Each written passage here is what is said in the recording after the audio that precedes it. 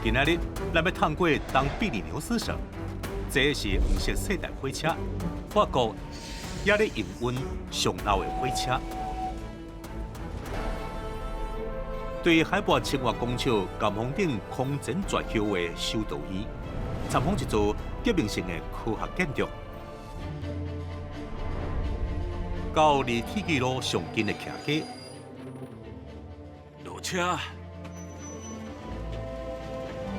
也有一个机场，有藏一台特别火车长火秀的闭馆，若有美食，也会互咱目花心乱。平均时速30公里，票价11.2欧元。